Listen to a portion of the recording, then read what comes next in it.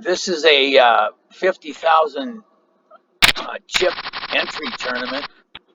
I entered. There was 424 players in this tournament. We've just about reached the bubble.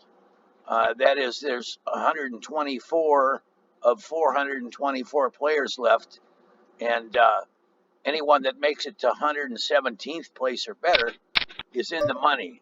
So I figured this is a good time to start this tournament, start recording it. I'm currently in 30th place, and like I say, any minute now, there's going to be a little explosion on the table that indicates that uh, the bubble is passed and we're in the money. I just made a mistake. I wasn't paying attention to what I was doing. I called when I should have folded. But anyway, we'll try and keep the mistakes to a minimum and try and do well in this tournament. I have a 10-2 I'm going to fold. This tournament, like I said, it was 50,000 chips to enter. 117th place pays 69,000. I'm currently in 32nd place, which would pay 152,000. But I hope to go much higher than 32nd place, and because first place is 1.6 million, and I currently have over 104 million in the PokerStars bank. Now, as you can see, right now we're in a hand for hand delay. They delay play at all the tables to make it fair to those that are near the bubble. In other words, if somebody's playing slow at one table, they won't make that an advantage to that particular player. In any case, right now we're on I'm sure it's just going to be a few more seconds delay until, there we go. Okay, now everybody that's still in this tournament is in the money, and I can kind of comment. I'm going to go to commenting on what I have and why I'm going to fold it. I have a 4-5 offsuit, which is not good. I'm going to fold. And one thing I want to point out here is that this person that's on the button, this is the button here. This particular player is sitting out, as is the following player. And it's important to watch that because they cannot call. And this particular player here, this Chad Fritz, even though he's got a pair of queens, he would have the advantage because he plays last. And actually, there's three people sitting out. So this particular player has the advantage of calling and winning the pot, because if you're sitting out, you can't call. This particular player came back in now, and he's waiting to play. We're waiting for him to play. He folded. Now I've got a queen 6 offsuit. That's no good. I'm going to fold it. Like I say, I'm in right around 30th place in this tournament, and I've got plenty of chips to wait for good cards. And that's one of the most important things I can teach people about playing in tournaments is to be patient. Wait for the good cards. Wait for the opportunity where somebody is sitting out, and all you have to do is call to win the pot. And the last thing you want to do is call a big bet like this player made without an outstanding hand, like a pair of aces or a pair of kings. He made a huge bet with a pair of tens, and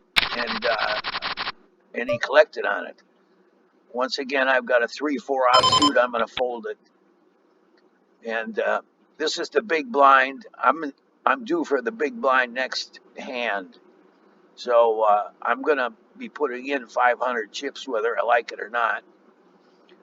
And But the good news is that everybody has to play before I do. This is the first position, and it goes around the table like this. And I have a Jack 4 offsuit. I'm not going to call if somebody raises, but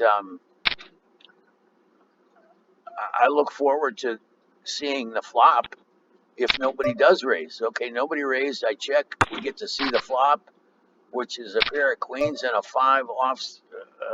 And this guy's either bluffing or he's got something. So I'm going to fold.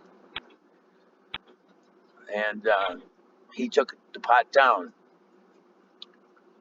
Now I'm in the small blind. I had to put 250 chips into this pot. And again, I've got a queen 6 offsuit, which are not good cards. This particular guy in the big blind has more chips than I do. I'm going to let him have this. I'm going to give up the 250 rather than spend 250 more to play bad cards. Now I'm on the button and I have an ace-7 offsuit, which is not bad.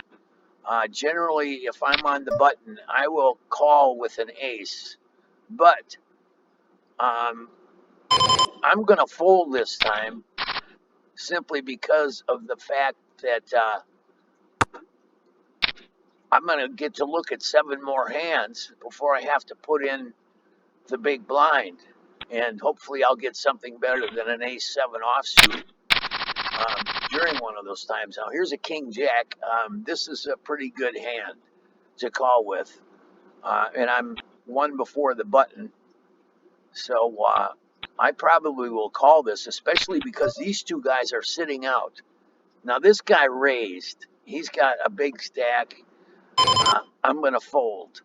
I wanted to call, but I didn't want to spend that much money to call.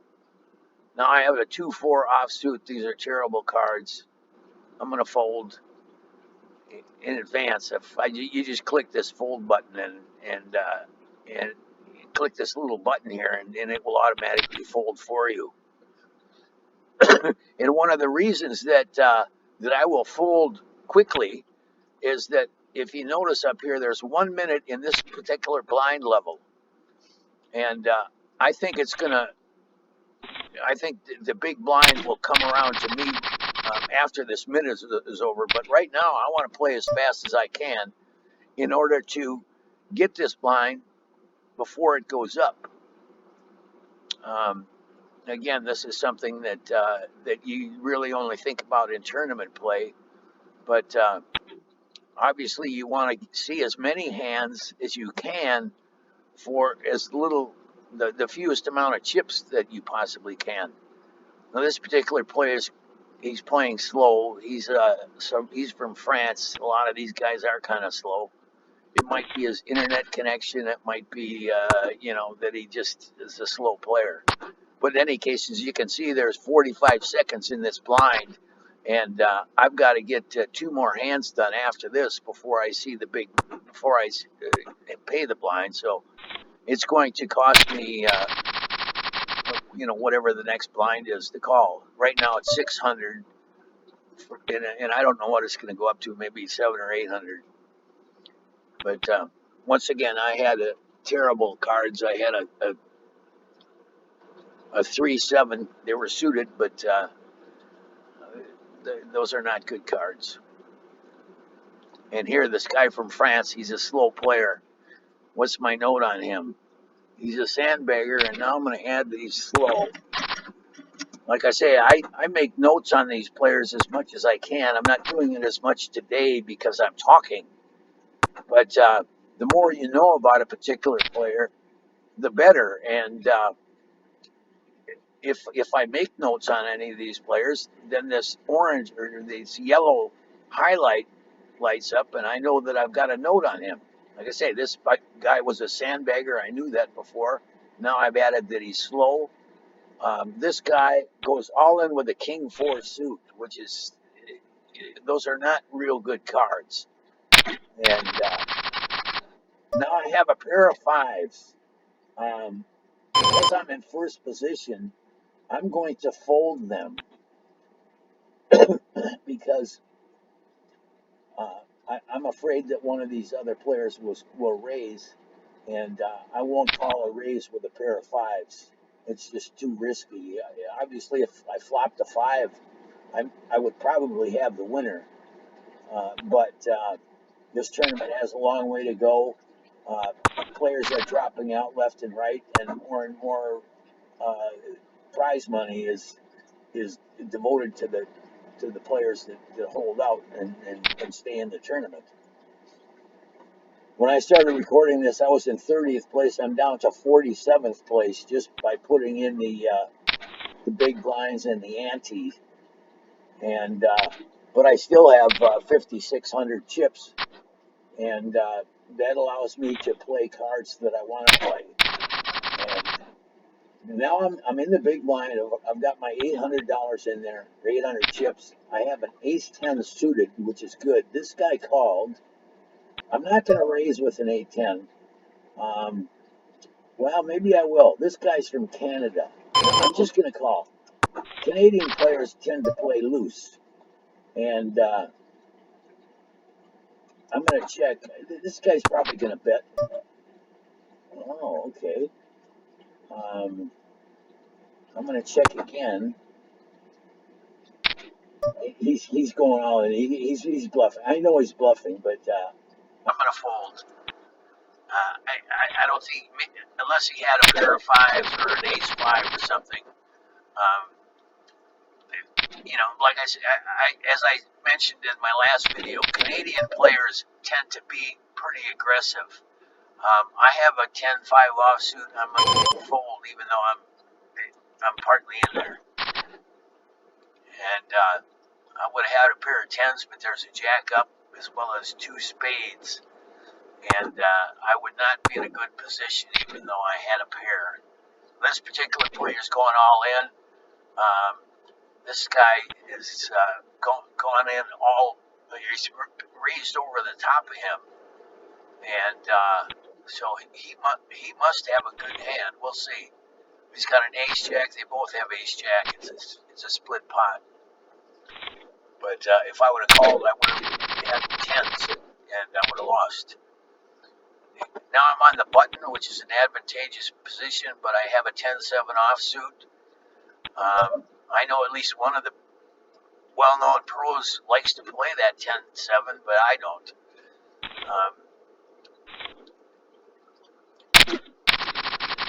Now I'm down to 4,200 chips, 4,295, and I still have plenty of time. I'm at 51st place, and there's now 75 players left in the tournament, and 75 players pays 100,000 chips, so I've already doubled my money.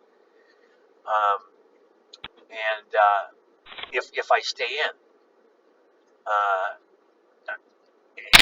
and I'm going to at least do that. I have a 10-4 suited. Those are not real good cards for my position on the table, so I'm going to fold.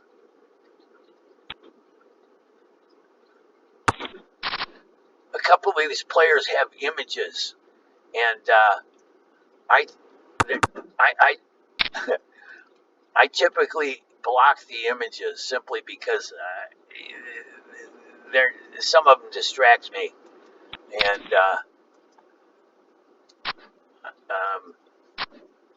now this guy called with a 4 or 5 offsuit. I mean suited, and it was a bad call. He's got a lot of chips. That's probably why he did it. Some people like to play those suited connectors. And actually I do too when I've got a really big stack, but I don't have a big stack, so I'm still being really conservative here. Hopefully I'll get a run of good cards. I'm on what they call a cooler. Like a cooler is when you get cold hands and you just start bleeding chips. And like I say, I started in 30th place. I'm down to 52nd place now. There's 72 players in, so I'm getting close to the rear end of the players here, but I still have plenty of chips to make a good comeback, and all it's going to take is one good hand. Whether I just dominate with good cards or whether I call with not so good cards and get lucky.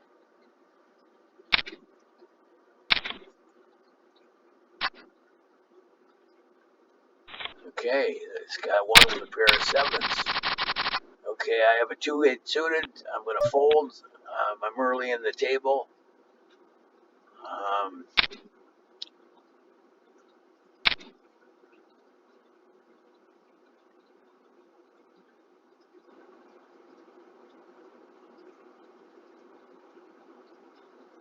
this guy raised the ante, or the big blind was 1,000. It would have been 1,000 for him to call, but he raised. Generally, when somebody raises 3 times the big blind, they've got really good hands like Ace King or Ace Queen or a big pair.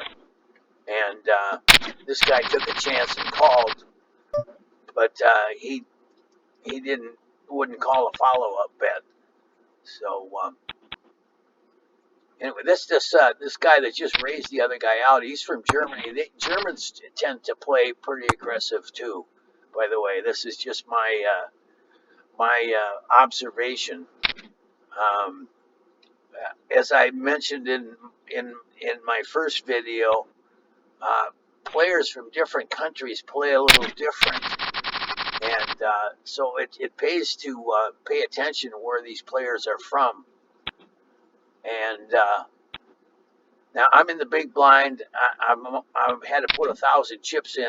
I've only got a 7-5. I hope nobody raises and I get lucky. But this guy raised, and I'm not going to call. I'm going to fold it, take my $1,000 beating, and wait for the next hand. It's a good thing too because it was a good flop for somebody with good cards. I did not have a spade. See, there's 3 spades here.